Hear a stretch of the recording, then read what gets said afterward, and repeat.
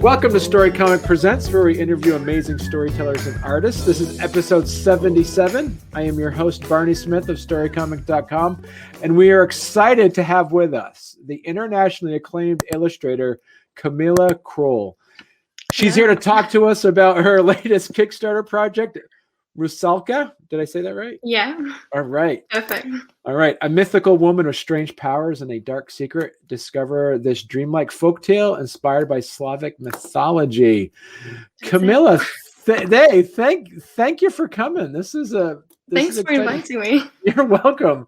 I went on, and I discovered your Kickstarter and completely was blown away by the style of it. And oh, thank you. And congratulations. And we'll talk about in a little bit. You actually are now funded. Yeah, it is. It's still going, but it's funded.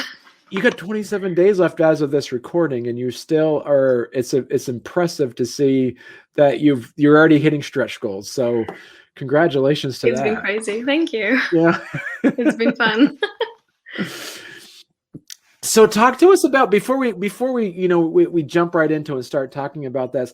For some of the folks who are kind of interested in wanting to learn more about your artwork and your style, yeah, can you give people a bit of a background of how you got into your illustration? Sure. So I mean, I kind of I've always been sort of that kid who liked drawing all the time and reading comics and stuff. So there's no sort of very exciting story with it.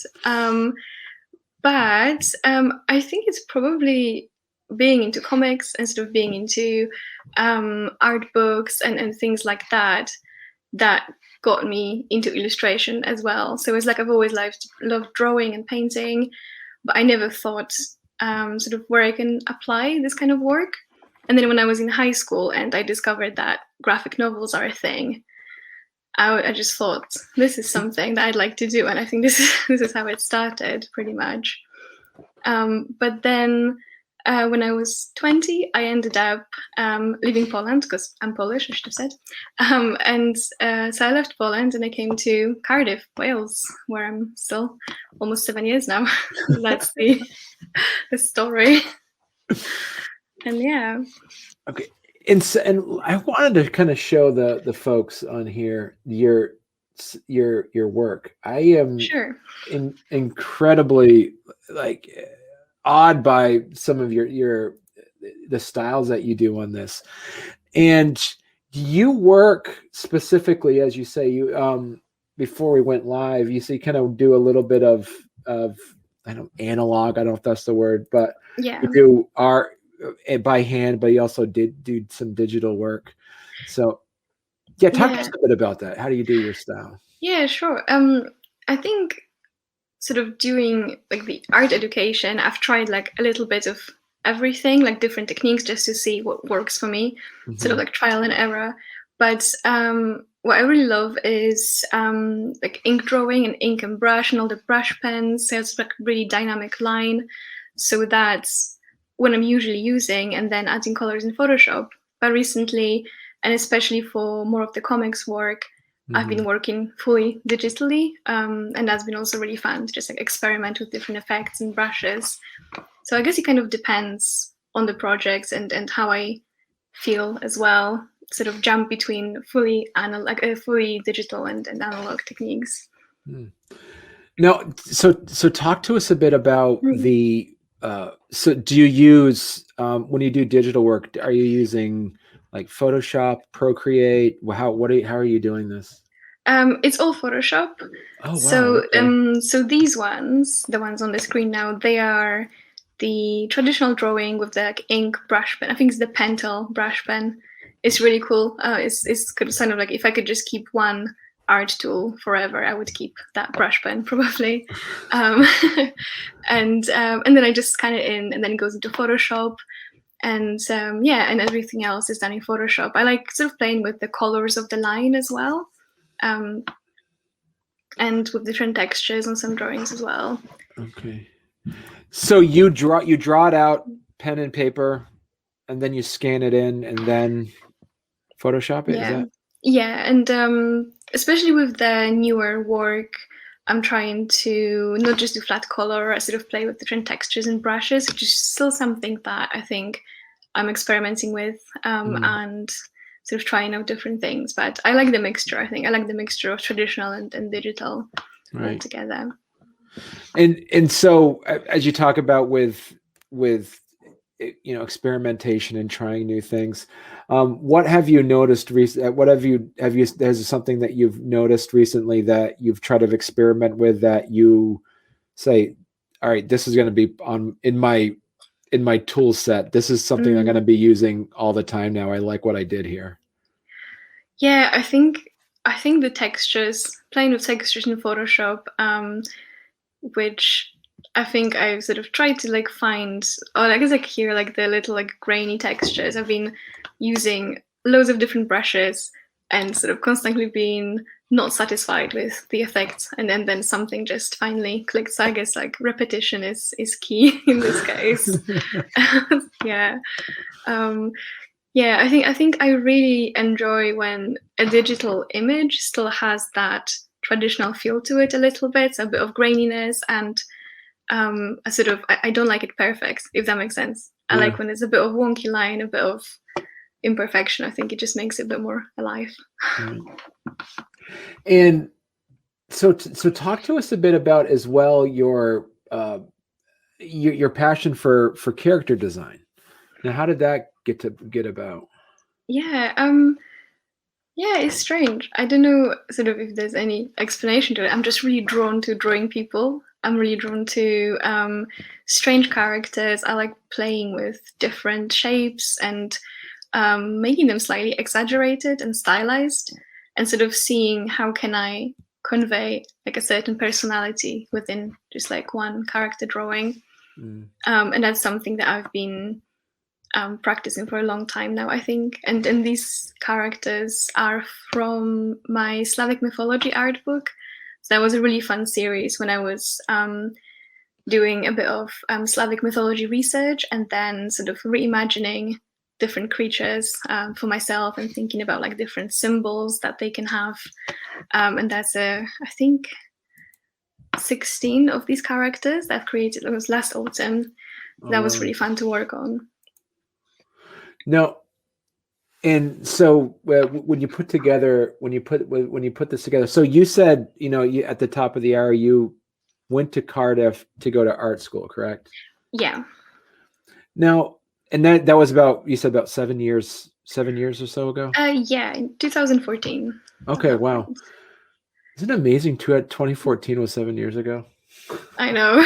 It's a very weird thought. What is time?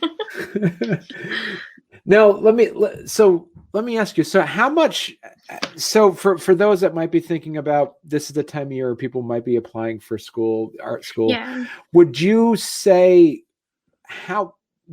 say the fact that now in this day and age, you can pretty much learn everything online? Is there still importance on going to art school as compared to what you could probably just learn on your own right now? Yeah, it's really important to think about, I think, personally, and sort of from talking to different people and to different artists, because people have very different experiences with art school, and I think it does depend on, I guess, what do you need and what you're expecting as well. So I don't think it's necessary to study an art course to then enter the industry. For me personally, it really helped, and I think for me it was a great opportunity because sort of the amount of resources and the whole community around, for example, my illustration course, that was something that I don't think I would really have the experience anywhere else. And also I think an experience like studying in a different country, it's in itself a bit of an adventure, and I would really recommend it. I think it's sort of, you just can't really get it anywhere else. So right. But I think that there are a lot of different ways now to sort of gain the skills and the amount of sort of workshops and courses. So I guess just sort of it's important to choose Right. what suits you. Yeah. So what did you find that talking about your Kickstarter? Let's pull that up right now. Yeah. Talking about your Kickstarter, what, like I said, you've already hit. It probably shows up as a different as a different amount converted. Okay, so you probably see it in pounds. Probably. Yeah. Do you see? So when people that are looking at trying to do Kickstarters, and what do you? And this is the first Kickstarter you did, and it's funded in 3 hours. So, what would you gauge that success on? Is it the fact that is it a social media presence you had in the beginning? Is the fact that you've done some work? How did you get people to come to your Kickstarter? I would say that it's really important to really give yourself a lot of time before the actual launch to prepare everything and sort of like put little seeds in different places in the internet. So different groups, different communities. I think a social media presence definitely helps as well. But I think, at least from what I've seen, it's almost like the time before launching the Kickstarter. It's this crucial time, even more probably than just after launching, if that makes sense. Yeah. So yeah, and not being afraid of telling people about it, even if sometimes I feel like it feels almost overt when we have to sort of promote something, especially as artists, we have to promote something online, but it's definitely worth it, I think, because there's just so much information online right now that you sort of have to have that repetition and sort of try to talk to different people about it. So I'd say definitely build it up before the actual launch. And I think also what I thought about while sort of designing this and planning this is so it's visually consistent throughout, so it's quite clear when it comes to language, and thinking about sort of attractive rewards that people can't get anywhere else. I guess all of these elements are like equally important. And what were some of the things that you've, because you're not a stranger to Kickstarter, you've backed Kickstarters in the past. What were some of the things when you're planning this out? What was the planning period? If your recommendation for someone who's looking at launching one of their projects on Kickstarter, doing a comic on Kickstarter, should they plan 2 months ahead, 3 months, 6 months, 1 year? What would be your feedback? What would be your advice for them? Trying to think how long I planned, because I think I started gathering ideas for it quite early. So I think I'm a big fan of like writing things down and making lists and things like that. Yeah. But I think at least a month beforehand. And I would definitely recommend, if it's a comic or a zine or some kind of publication, to have majority of your like art material ready before the Kickstarter happens as well, so there's no sort of stress with deadlines. So it was probably around a month of planning this and doing a little bit of research and asking different people about advice. And what did you see is some of the things you've seen in previous Kickstarters where maybe you had a notepad and you're like, I got to do that. I'm got to do that one. That's a great idea. What were some of the things that you said, I need to make sure I have this in my own Kickstarter? What was some of those items or things? I remember I really enjoyed seeing how different artists come up with visuals for the whole campaign. So not just showing samples of your artwork, but things like, how are you going to frame your stretch goals? Are you going to do some like custom lettering? Or people do, for example, when they have some like unique rewards, they do images for these rewards only. And I think if this is all consistent, that really makes it look more professional and contributes to that. So that definitely is what I was noticing.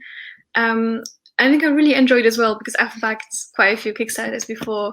I like how people post a lot of updates, and it's sort of like, I guess it's almost like you get a bit of community around the campaign, and you get responses from people, and you just like stay in communication. Right. Because I can see that what you're mentioning earlier here. You have like some of the frames that you're talking about. I think it's further like here, the goal, stretch goals, like how that you created that. Is that what you're referring to? Yes, I wanted it all to like have the same colors as the actual comic has, so it's all like one thing. And I do notice in your artwork, in your style, are you making your own fonts on some of this? Like, is this your own? Yeah, it's all the handwriting with ink or digital. Okay. Did you create your own font like for this, or did you draw you wrote all these out digitally? It was just hand drawn. Oh I wow. probably should have tried to create a font, and that's probably something for the future. Yeah, it's all just sort of hand drawn on a tablet in Photoshop, just sort of keeping similar lettering. Okay. Okay. Yeah. So talk to us about this now, about your Kickstarter. What can people expect to kind of give people a synopsis of what the story is? Yeah, so this comic is my debut comic, sort of like the longest thing I've done so far. But it's a part one of a bit of a longer story. And yeah, so as you can see, it's inspired by Slavic mythology. It's focusing around Rusalka, and she is a water demon from Slavic folklore. I guess she's kind of a like the Slavic siren. There's some similar traits. So she's like, she has magical powers. She can like sing beautifully. She hangs out like around the lake as well. And in the old legends, she's like death threats. So she sort of waits for people who are lost in the woods, and then she drowns them. So that's the belief. But when I was working on this, and I was researching her as a character, I realized that she has a very sad origin story, and I sort of don't want to give too many spoilers, but I thought it would be interesting to focus on the character, and instead of just showing her in the same way that she's always portrayed, to give her a bit of more of a storyline and think about what she might be feeling, and that is how this story began. So it's about her trying to discover her memories, and I guess discover her identity as a demon as well. And so it is. I think it's 36 pages, right? Yeah. All right. And if you make a stretch goal, you're going to add an extra 4 pages, right? Yeah. Is that right? Okay. That's it. Okay. And is that something that's already been written out that you kind of already have created, or? Yeah. This first part is pretty much finished, and then there is also the script to extend that story sort of in the future to maybe part 2 or a bigger book. Right. Now, I was kind of curious to ask you about this, about your artwork. There's a level of kind of this 1950s vintage color plate feel to some of your artwork as well. Do you have your color palette is amazing. Is that something that you kind of honed on your own, or is that something that you learned in art school about making sure that everything, as the color wheel goes, you keep all your like either cool colors, warm color? How did you come up with putting together your palette for this? I think with coming up with a palette, there's just a lot of experimentation and trying things out. But what you said about sort of the mid-century feel to it, I've been looking at a lot of old prints and old postcards, and even things like old Soviet postcards, and the way that the paper texture is visible on it. So I was trying to have this nostalgic look to this comic, and I guess all the greens, so they can be associated with like being underwater or maybe being in the forest. That was the idea for it. And so, so I kind of see when I look at it, when you do a close up, and the image doesn't do it justice, but you do have kind of a pattern, like a filter or an overlay almost, to make it feel as though there's this vintage feel to the story. Yeah, that's it. So there's the set textures that I use throughout this comic that I think contribute to that nostalgic feel. Okay. And I really enjoy that effect. But I don't actually do it in a lot of my other work. I think I just wanted something very consistent and quite like a limited color palette for this story. Right. And do you have, looking at some of your other work here, and you've done as you mentioned, some editorials. So you've done some Yeah, publications and illustrations for some a publications. little bit. Yeah, I've been collaborating with some Polish magazines and some online magazines as well, and it's a lot of illustrating for. I really enjoy illustrating for like lifestyle articles or ones that talk about like psychology, body image, these kind of topics. Mm. So slightly straying away from the folklore there. Now, yeah, getting back to the Kickstarter, so where did you find like the textures and stuff? It's like if there's an artist that might be watching says, "Hey, I do digital art. Where can I find where can I find some of these textures?" Textures. Yeah. Yeah. I really recommend scanning things in general. Okay. Like sometimes I had bits of like old paper or like crumpled paper that I thought, oh, that might be interesting. Sort of scan it in good resolution. You can experiment with that. You can change things like levels or curves in Photoshop and have really interesting effects. But also there's sometimes you can just get sort of licensed but free texture packs somewhere that actually hit the spot. And again, just trying things out. I think that's the way to go. And I love the fact that you have one of your stretch goals is a Polish version of. Do you have? Is all of these comics? Or is there going to be in different? Are you going to have it in a Polish language, or is it all in English? It's going to be in Polish. Actually, I'm in the process of translating it now, which is also quite interesting. Because I haven't, I guess, translated my own work before. But yeah, I'm very happy that it's going to be printed in Poland as well. I was lucky enough to talk to some sort of like comics groups in Poland, and I'm collaborating with someone there to have this printed and have it stocked in Poland as well. So from the translation aspect of things, is there any aspects of the story which seems to be either, told in a richer way in English or in Polish, depending on how the translation works?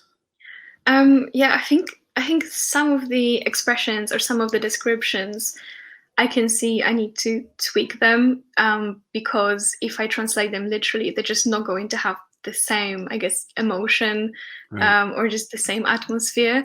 So that's a really interesting experience trying to like just get this right as well. Yeah, so there is a bit of a difference. Okay. But because I wrote it in English to start with, so it's almost like I am translating this now to my first language.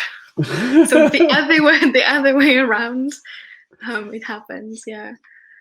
Do you have? So you already have. Do you have other stretch goals kind of in mind, just in case you? I mean, when you hit your next one, or? Actually, at the moment, I think this is what's planned. I guess there are 27 days left, so we will see where this takes us and if there's anything else. But I like the idea of adding like little bits of merchandise, things like the sticker sheet. I also have the art print and the bookmark, which I just designed specifically for this Kickstarter. So I think if there are any other stretch goals, I'm just going to be making similar things. Right. So talk to us a little bit about designing the comic. Now, you said you worked in Photoshop. Do you then have to do you format it in Photoshop, or do you format it like in Design or on any other publishing program? I think to prepare it for print, this is going to be in Design. Okay. But at the moment, it's been all Photoshop. And when I worked on the script, that was Photoshop as well. So I've been doing just loads of digital thumbnails and just thinking about different compositions and how the layout of the page sort of might work. And I guess working digitally there is quite useful because with digital, you can sort of fix and move things around very quickly. Okay. So that works very well. So you said this was your first go at creating like a long form, graphic novel. Yeah. How did you? I'm really curious to kind of talk to us about your process. Did you actually end up sketching things out? Did you have like a list of ideas, or did you write like an actual script? How did you go from how did you create the end product as a creative? Yeah. Yeah, it's been all of these things because I've been working on this story for a really long time. It's one of these things that the idea for it came to me maybe like 3 years ago, and then I had few attempts of trying to turn it into a bigger story. And it only happened this year, so I had different sketches and notes, sort of both like notebooks filled in with notes and different thumbnails, like just done with pencil.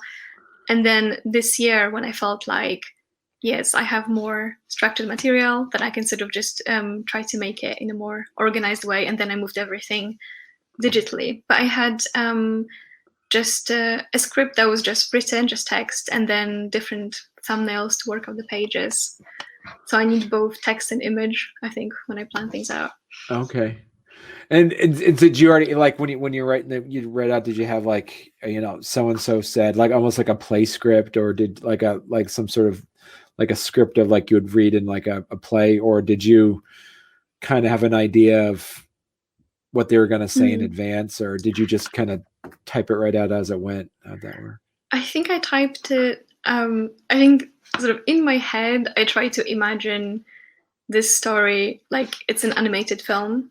Okay. So I think when I was writing the script, which was just text, it's sort of like a bit of description of what happens in every panel, and then obviously the speech bubbles sort of in different fonts, so I can like visually distinguish it. But it's not a terribly organized script, I have to admit, because because it was just for me. So I think it's been a bit chaotic, but it's very descriptive. So I know what kind of atmosphere or emotion I want from every panel.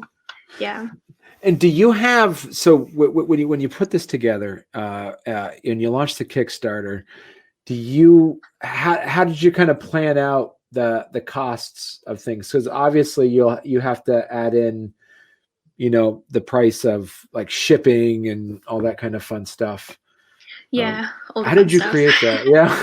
There's oh, it's tricky. And sorry, my headphone just decided. Yeah, it's I think there's a lot of hidden costs as well, but it's writing everything out. So it's the whole cost of production, which is not only printing, but it's things like getting the ISBN number, because with the ISBN, then obviously the book can be stocked in shops and things like that. There's things like the costs of postage and packaging, so everything can be packaged safely. And then the whole cost of the all the merch that goes with the project as well. So I think it's good to think about any possible cost, like even the smallest ones, to work out like a budget that's safe. Yeah. So talk to us a bit about your tiers now. So you have your pledge, that the US $2 tier, the £1 pledge. I haven't seen this before. This is interesting, where it's just basically like a mini digital reward. Yeah. Token of appreciation. Yeah, it's what's interesting. I've seen a lot of Kickstarters will say, here's, for one, for £1 pound or $1 dollar, here's it's a thank you. We'll just add you the, but I love the fact that, I mean, really no cost because it's digital, is that you have digital wallpapers for that. Yeah, I think everybody should get something. And and I thought that might be interesting to just have like a little thing, like, even if it's just a wallpaper. Yeah. And then there's a bigger digital reward, which is the PDF version of the comic in both languages as well. Right. And and you also get the digital wallpaper for that too. So, okay. Yeah. And then what's the water lily tier here? That's the art print, which is the illustration done for the Kickstarter. And it'll be printed on A4, I think. But then, so sort of art print only. But then there's also Kickstarter introduced this new function, which is add-ons. Right. So you can also have sort of like little items that can be added to rewards. So I think I try to make like loads of different rewards on very different levels. So then it's comfortable for whoever wants to support to just pick something that fits them. Okay. And then you have, this is kind of like your main one here. This is like your comic book one right here. Yeah. This Yeah. level. And this then is, oh, go ahead. Sorry. Oh no, the comic, and then it comes with like the bookmark and the stickers and all the real fun stuff. Oh, that's awesome. And a handwritten thank you card too. Look at that. Oh yeah. So you would get, basically this is 2 copies of the comic, one in Polish and one in English, right? Or you pick? You pick the language. Okay. Yeah, right. there is a possibility to sort of add another one later on as well, but yeah, because I have some backers that are based in Poland, and they might prefer to sort of wait for the Polish version, so there will be an option to choose. Okay. And so, and then this one is, it's the same. Oh, this is just in Polish. Just right? In Polish, yeah. This has been added sort of after we reached the first goal. Right. Okay, I see. Forest Guardian tier. So this is the retailer reward. So this is where you get, you get 7 copies of it. Yeah, with a sort of perks like saving on the retail prices a little bit. Okay. All right. And you would still get the bookmark and yeah. Okay. So something for everyone, I guess.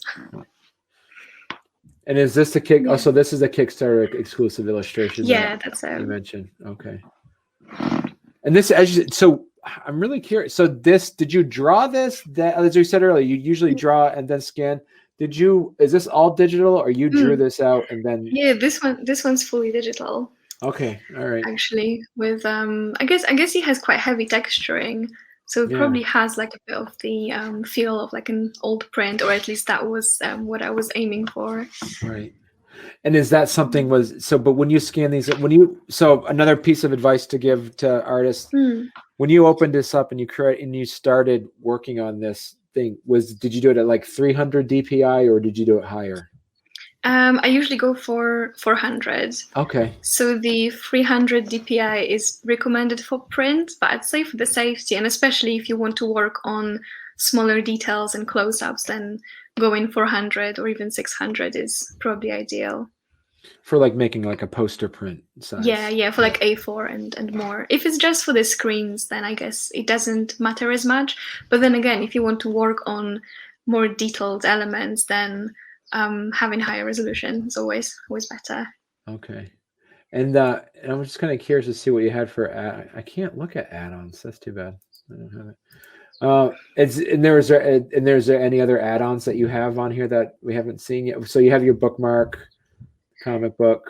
The add-ons are things like my previous themes. So I have the Slavic mythology art book that can be added to a reward.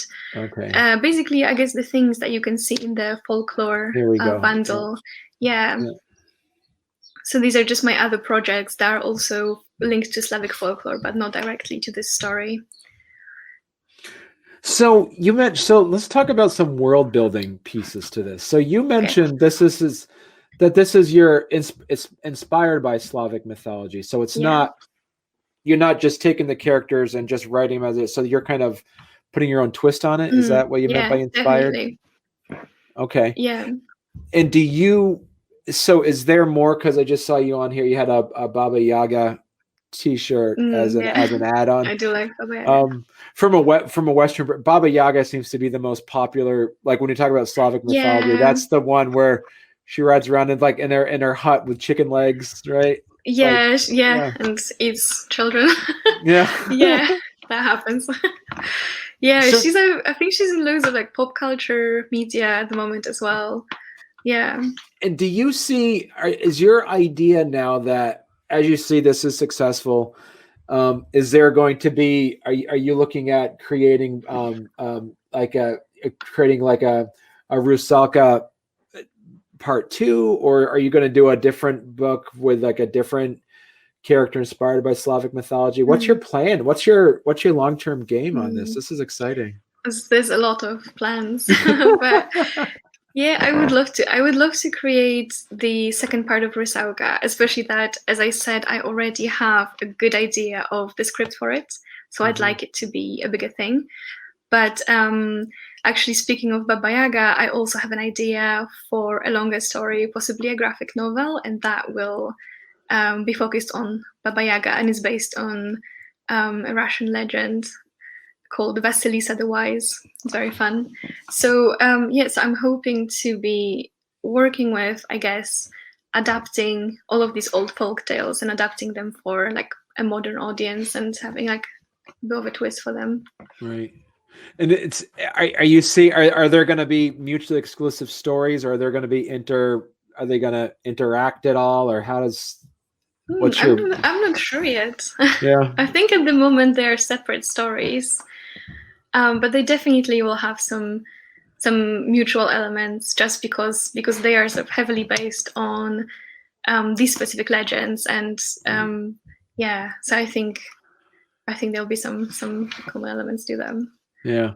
And do you have and so like when you're doing a different so will Rusalka be the same color palette, or are you gonna change it a bit, or and then have your other characters have different color palettes? How is that? What do you envision that looking like?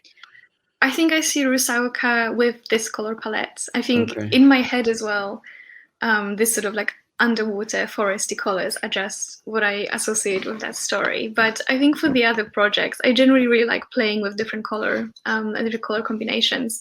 Right. So I think I couldn't just sort of stick to one palette for a very long time. Right. So I try different things. Right.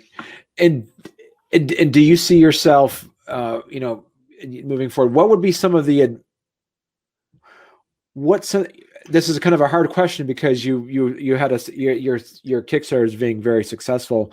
So the question is, what would you wish that you did starting to make it even more successful? Was there anything that you wanted to do with your Kickstarter that you say, it's too late now, I ran out of time, but I wanted to do this or that or anything like that? With this specific one? Yeah. Yeah, that is a bit of a tough question, actually. I think that because it's quite a short story at the moment, it's a bit tricky to do upgrades. Like I've seen a lot of artists who publish graphic novels through Kickstarter. You can sort of upgrade the book in loads of different ways. So I think at the moment, if we reach that last goal, I'll be thinking about the separate additional items that I can add to the book, or maybe a few extra pages as well. But I think that's what I'm planning at the moment. Okay. And then for the maybe next projects, I'll try to make it bigger if that's possible. So who would you say the audience is for this? Is it for children, or is it for young adults, or what would you?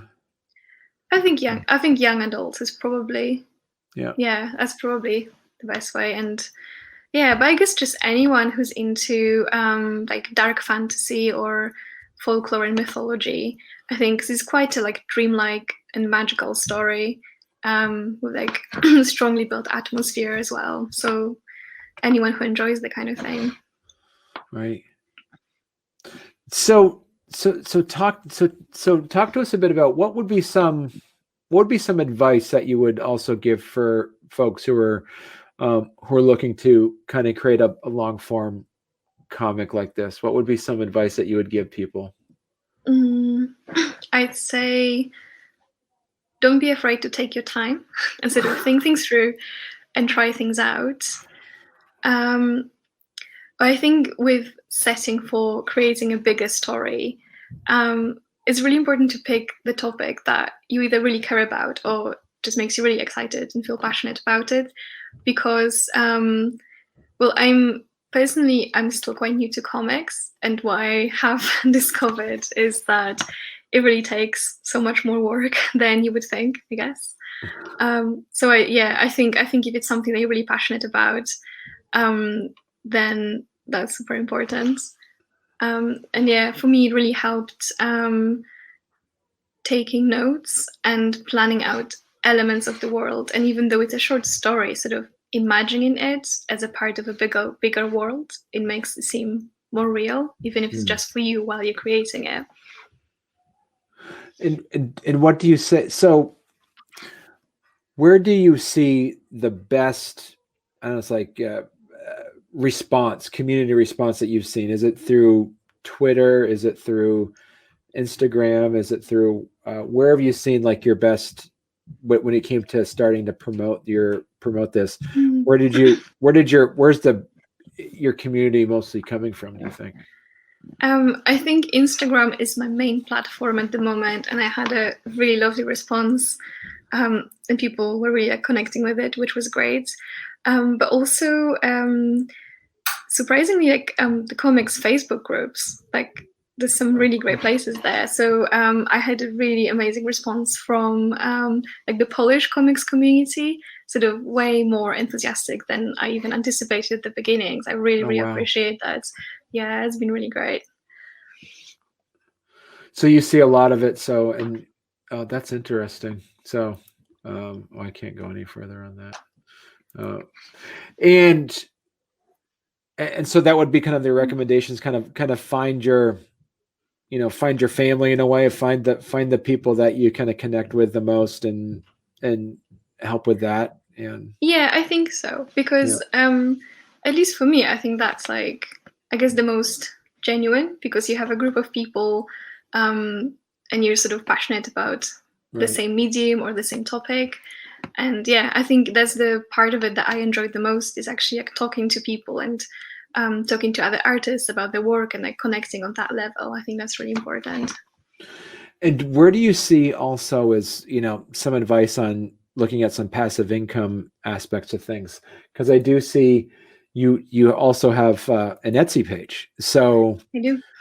How much of a setup would this be for someone that's looking at trying to get some other income coming in? I think it works really well, and if you can sort of hit the niche as well with your work, that can work very, very well. But it does take a bit of self-promoting, I guess, as everything does. And I would recommend the Etsy as a platform as well, because they have their own search engine, so you can really get completely new people coming to your work through that. Okay. Oh wow. And what have you seen also is that mostly your prints or stickers or patches? What do you seem to be that people seem to gravitate more towards? The Slavic mythology art book is by far, I think, people are drawn to it the most. Okay. I'm actually planning to release some more prints over the next month, but yeah, I think print sales and stickers as well. People like sort of little things as well, like stickers and patches. Yeah. That's really cool. So I'm trying to look at. So this is good. So you've hit your goal. It's so exciting to see that. And where can people, if people are interested in learning more about your work, where can they find you? So through my website, if you like, there's links to all my social media, but I'm on Instagram as a pigeon X person, and on Twitter as your little pigeon. There's all different versions of the pigeon. But I'd say if you'd like to check out my work, I'm mostly hanging out on Instagram. Okay. Perfect. Well, thank you very much, Camila, aka Pigeon, for coming on the show. This has been great. And thanks, it's been great. Yeah, and congratulations again on reaching your goal. And I'm really excited to see how far this goes. This is good stuff. Thank you. Well, thanks for having me. It's been fun. You're welcome.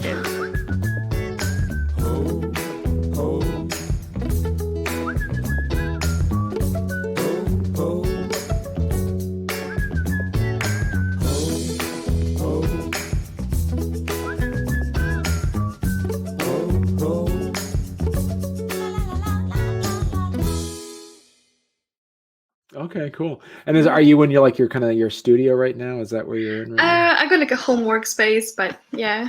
Okay, cool. And I like it because the shirt you're wearing too kind of matches some of your pattern designs. It's oh really? Yeah.